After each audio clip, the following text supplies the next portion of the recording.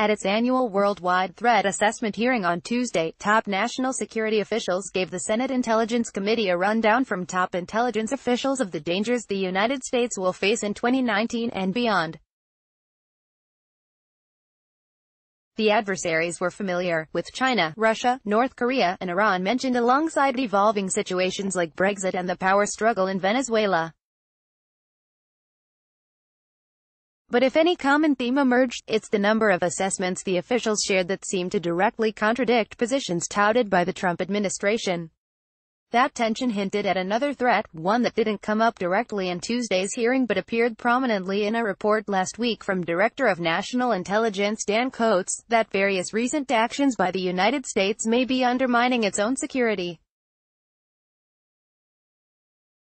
That report, the National Intelligence Strategy, usually has both a public and classified version.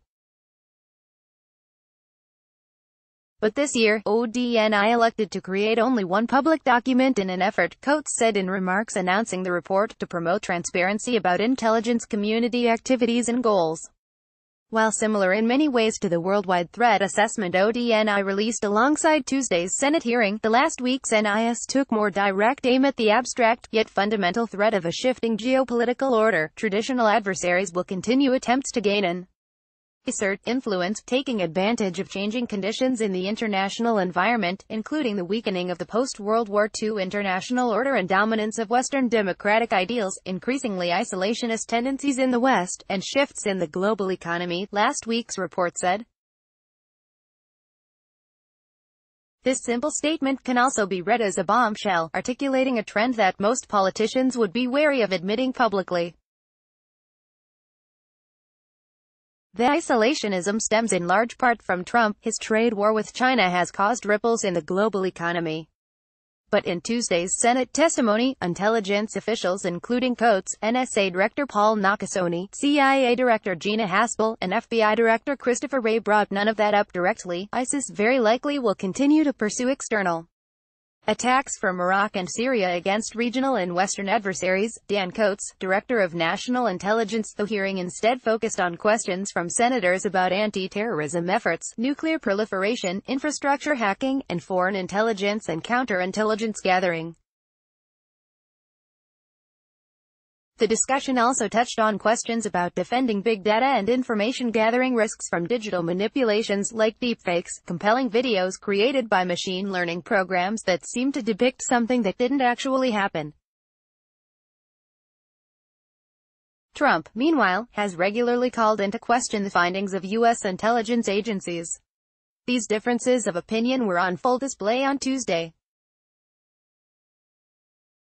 Officials warned the Senate committee, for example, that election interference from Russia or other adversaries poses a real danger to the 2020 U.S. elections, a threat Trump has frequently downplayed since he took office. We assess that foreign actors will view the 2020 U.S. elections as an opportunity to advance their interests, Coats said.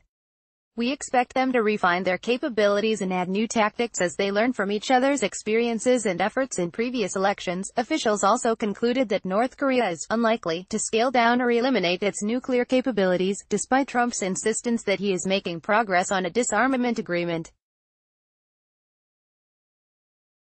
Trump and North Korean leader Kim Jong-un met last summer, and the president tweeted at the time that there is no longer a nuclear threat from North Korea. The administration has organized another summit between the two leaders next month.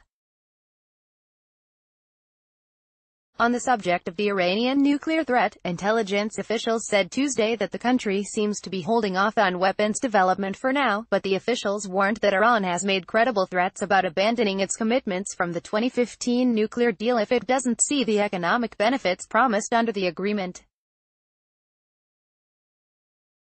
Trump withdrew the U.S. from the accord last year, and reimposed sanctions on the country.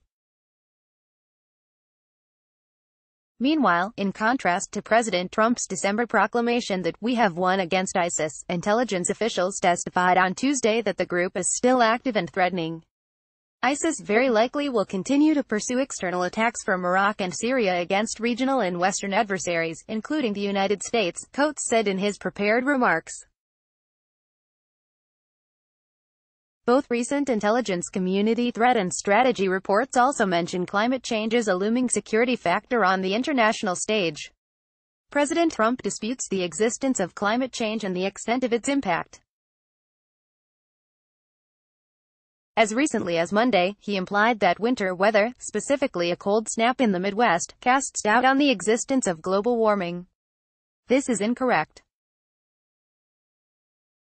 The U.S. faces a diverse and very real array of external threats, but intelligence community statements and conclusions over the past week hint that the Trump administration has exacerbated many of them itself through policies and public statements. For Senate Intelligence Committee members, there was plenty to latch onto in Tuesday's hearing. But perhaps the most dangerous threat that emerged from the meeting was subtly in plain sight and on display: an administration in denial about the real threats to the U.S., and deeply divided with the intelligence community about how best to avoid disaster. More great Wired stories.